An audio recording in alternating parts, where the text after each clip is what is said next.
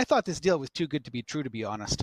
I thought the tariffs were great, but on top of that, the European Union has committed to buying $750 billion worth of American energy products like liquefied natural gas, like oil, over the next 3 years. That's $250 billion a year. When it almost sounds too good to be true. Can you imagine that? So if you look at the exports or the imports that Europe is getting in terms of energy, they're importing about $400 billion a year worth of energy.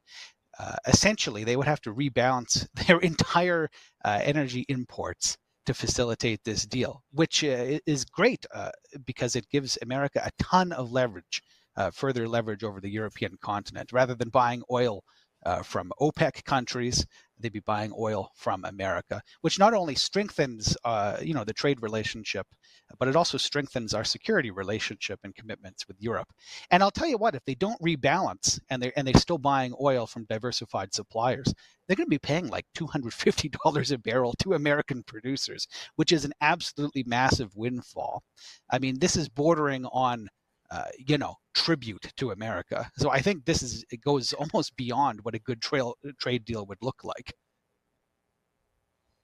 Wow. I see you nodding, Dan.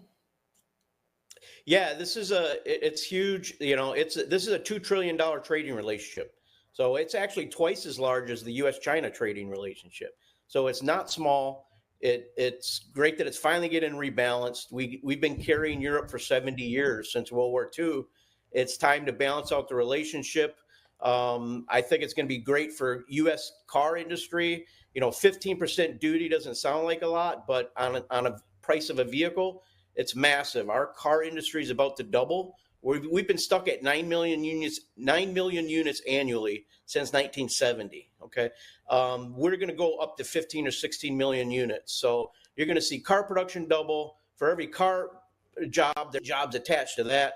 So you're going to reindustrialize, redo the whole middle class, and the age of deindustrialization and financial speculative capitalism hopefully is finally coming to an end. Since this is such a big deal that you said, Dan, how does this factor into the outstanding deals, right? The ones that have not been made yet. Since this is so big, does it put pressure on the ones that are a smaller trade partner per se? Yeah, I think absolutely. The whole global trading system, everybody runs a trade surplus with us. Like literally hundreds of countries. Because the whole system has been geared to them blocking their markets and selling into our markets. And Washington, D.C., and none of these guys have ever stepped foot in a factory before, have been clueless, right? They're arguing this free trade, and everybody, the rest of the world's sitting there giggling. They're laughing at us. So now this is getting restructured. Everybody's going to have to get in line. Trump is utilizing what America's major weapon is, which is our consumer market. Okay, and now we're shifting taxation from production to consumption, right? You want, on those, my friends on the left, if you want higher taxes, bring back the factories, make them reshore. The reason why they left is to get away from taxes. Okay, we had the highest corporate tax rate in the world from 2000 to 2015, 38%. We were number 2 to North Korea. They all left. Okay, a lot of them went to China, but if China wasn't there, they were going somewhere. They got out. And to this day, that whole tax arbitrage, labor arbitrage scheme has been in place, funded by Wall Street. And you've seen what's happened to the Rust Belt. They've seen their communities crumble. They've seen the issues with drugs. They've seen all the social problems.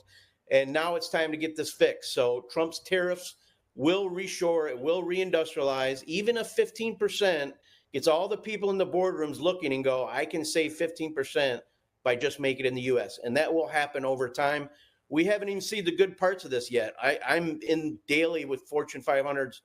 Everyone's trying to reshore. Everyone's trying to reindustrialize. You're going to see, it won't happen immediately, but over time, you're just going to see a massive amount of plants, assets, and equipment come back to the States. And with it, it's tax base. And that's what you used to always say, Spencer, right? The real goal of this is the reshoring, the manufacturing. Does this require more action from President Trump or Congress to ensure that happens based on what the progress that we just talked, that Dan just outlined from the trade deals, right? From the immediate benefit of the tariffs, but what does the administration need to do next to ensure that this is the path that America goes down?